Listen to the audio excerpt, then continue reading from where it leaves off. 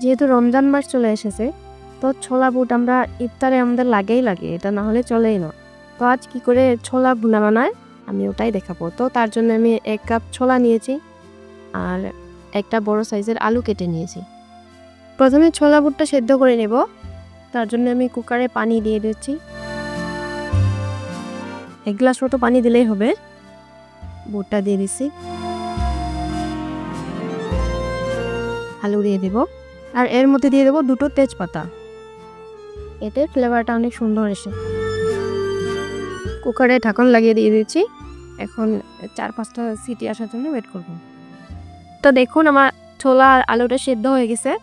এখন আমি পানিটা ঝরিয়ে নেব, একবার ভালো করে ধুয়ে নেব। তো নিচ্ছি কয়েক কোয়া রসুন, 1 টুকরো আদা আর একটা পেঁয়াজ।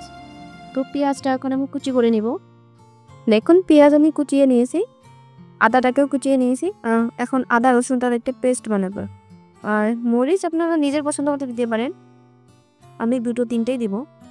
তো দেখুন কড়াই গরম হয়ে গেছে, এখন আমরা তেল দিয়ে দেব।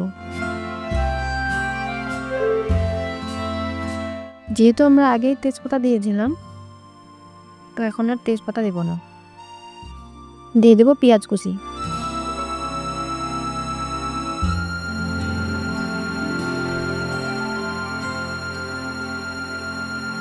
পেঁয়াজটাকে একটু ব্রাউন করে ভেজে নেব, গোল্ডেন ব্রাউন।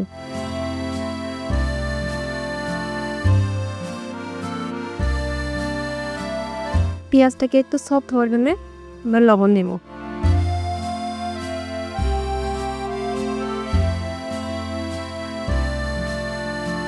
কালার চলে আসছে পেঁয়াজের। এখন 1 চামচ মতো আদা রসুন বাটা দেবা। আর একটু ভাজতে থাকবো আদা রসুনের কাঁচা গন্ধটা চলে না যাওয়া পর্যন্ত। তো এটা আমাদের ভাজা হয়ে গেছে। যেহেতু আমরা এখন এখানে গুঁড়ো মশলা দেবো, তার জন্য একটু পানি দিব, মশলাগুলো যাতে পুড়ে না যায়। দেবো 1 চামচ জিরা ধনিয়া গুঁড়া, গুঁড়া,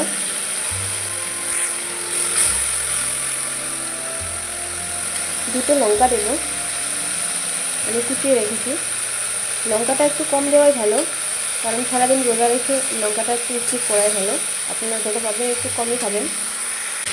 দেখুন মশলাটা আমাদের কষানো হয়ে গেছে, উপরে তেল আসছে। এখন আমরা এখানে সিদ্ধ করে রাখা ছোলাটা দেব।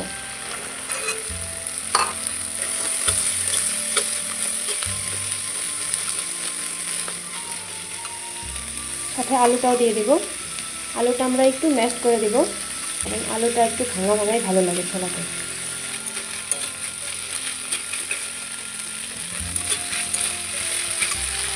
এর মধ্যে এখন আমরা একটু পানি দিয়ে দেব।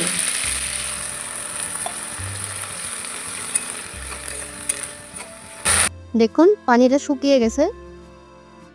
তো ছোলা বুট আমাদের রেডি। সিজনটা যদি ধনে পাতার, তো এখানে ধনে কুচি না দিলে নয়, একটি দেব।